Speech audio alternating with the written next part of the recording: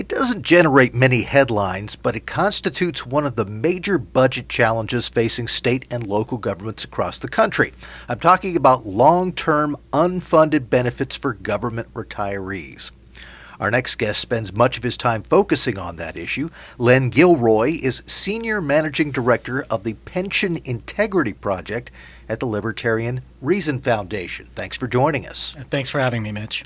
So this is something that I think a lot of people don't spend a lot of time thinking about, but if they're worried about how the government's going to be spending money on all the things the government spends money on, this is something we should pay attention to, isn't it? It sure is. I think when you look across the country at the public sector pension plans that are providing pension, retirement benefits for retired public workers, you have, if you take the plan's numbers at their own word, about $1 trillion of unfunded pension liabilities nationally in these public pension plans, depending on your outlook for the future and your sort of forecast for the markets in the future. That number could be anywhere as high as north of $5 or $6 trillion. Whether it's $1 trillion of unfunded liabilities or $6 trillion of unfunded liabilities, I think the important part there is that these are promises that have been made for which the funds are not there today to provide those benefits. And I would say that we're contractually, legally, and I think morally obligated to pay those promises. And so then the trick becomes, how do you do that in a way that is sustainable to make sure that the rest of your budget is able to be managed properly. And you see in some places where the costs of providing pensions and servicing pension debt are upwards of 15, 20% of a general fund budget in some cities today, like Phoenix, Los Angeles, places like that. So these costs are actually starting to really become moved from the shadows into sort of a prominent place in fiscal decision making, because the rising costs are crowding out other types of public services in the budget. You see that in public education, where dollars are sort of being siphoned off from the classroom and going into pay effectively for the department of the past. And you see that in public safety. You see that in all sorts of public services. So this is a real issue that should be of a concern to taxpayers and beneficiaries alike. I think having a lot of unfunded pension liabilities out there nationally is something that should be a concern to the beneficiaries themselves who have been promised these benefits, and making sure that governments are able to live up to those commitments. Just to clarify, when you're saying that this is crowding out, we're talking about if people think that government spends too much and should put money back in the hands of taxpayers, or if they think that government should be spending lots of money on all kinds of programs. In either scenario, this is eating into what you think government should be doing. Mitch, that's a great point. I mean, I think no matter really what your ideological perspective or what your perspective on how public funds should be spent or not spent or given back, this is an issue, because this is an area, this is effectively, we're talking about managing debt in a lot of places.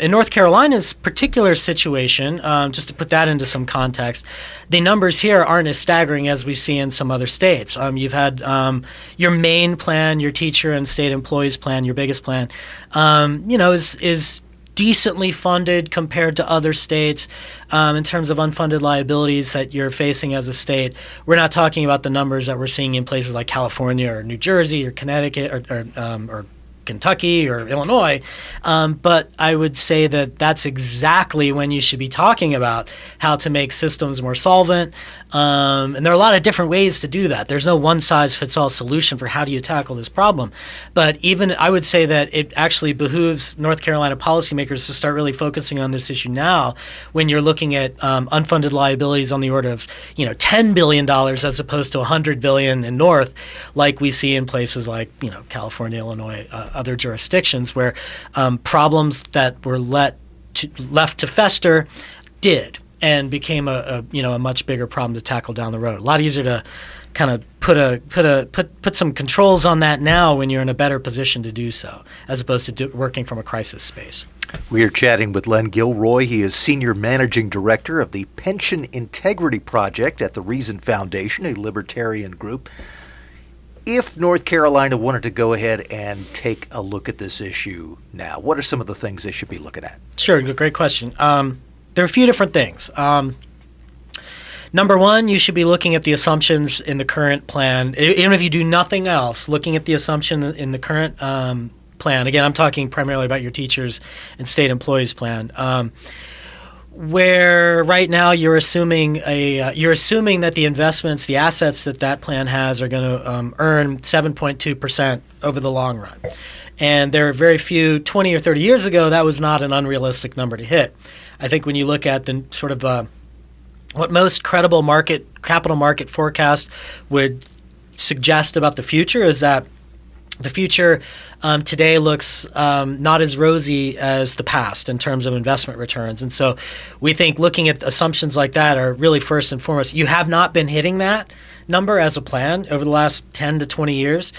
There's no reason to think that you're going to start hitting that moving forward. So what that means is if you're over assuming what the markets are going to deliver, it means you're under investing now, meaning you're not putting in enough money to have those benefits there that have been promised down the road 20, 30, 40, 50 years from now. And so getting a handle on that would be sort of the first thing. And there's many assumptions that need to be looked at, not just what you assume your return on investments are going to be. So that's one bucket. Another bucket would be looking at how you're funding the plan. And I will give North Carolina a lot of credit on that. You've, over the last several years, moved to a more sensible and prudent way to amortize those unfunded liabilities, meaning just fancy way of saying, how do you pay off that debt in installments, just like a mortgage or something else? And you guys have basically taken the approach that we're going to do short-term.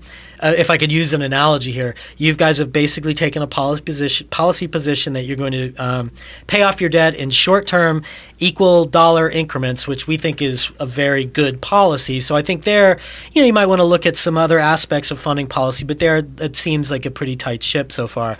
And then I think you also have to look at new plan design for new hires moving forward, and looking at making sure that the benefit packages that you're offering are going to work for that are going to be an attractive benefit for the future workforce. We have a future workforce that is much more portable, and so figuring out how to create portability within a plan context is, I think, an important thing. Lots of different ways to do that. You see defined contribution plans, cash balance plans, lots of different ways of sort of tackling that, but creating options out there for people who might want that, like you already have today in your higher ed system, where academics essentially have portable options right now. We would sort of say maybe you want to look at how can you expand that kind of choice construct out to other classes of state employees, like traditional state employees or teachers or what have you. And then I think those would be the biggest buckets to look at. I mean, beyond that, you can really dig down into deeper into assumptions and sort of the finer mechanics of how pension systems operate and that sort of thing. But I think those would be the big things to tackle. Our time is running short, but you alluded to this earlier. If North Carolina doesn't do anything about this, it says, hey, we're in good shape. We're in much better shape than other states. Why worry about this? If we take that attitude and don't address these issues, what happens? Then in the long run, you run the risk of becoming a California or an Illinois or a New Jersey or one of these places that for many years said the same thing, and where policymakers said, oh, we're okay, we're about 90% funded. Well, the next thing you know, you look around.